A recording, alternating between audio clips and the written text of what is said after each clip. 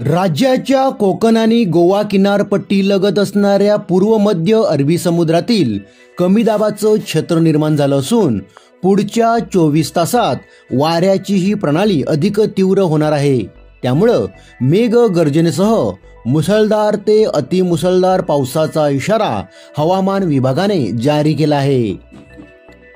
पालघर जिल्ह्यात दिनांक 25 ते 27 मे दरम्यान 55 ते 75 किलोमीटर प्रति तास या वेगाने वारे वाहणार आहेत।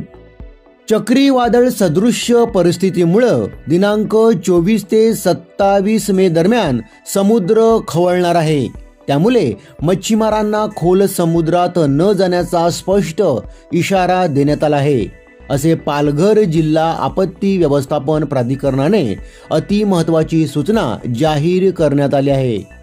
रायगड आणि रत्नागिरी भागाला पावसाचा रेड अलर्ट जारी करण्यात आला आहे, तर मुंबई आणि कोकण किनारपट्टीला पावसाचा ऑरेंज अलर्ट जारी करण्यात आला आहे। त्यामुळे जिल्ह्यातील शेतकरी मच्छीमार बांधवांना इशारा देण्यात आला आहे।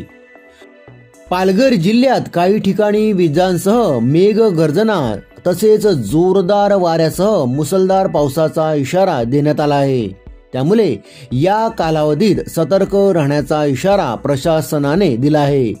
जोरदार पावसाचा अंदाज असल्याने अतिमहत्त्वाचे काम असेल तरच घराबाहेर पडावे असे सांगण्यात आले आहे।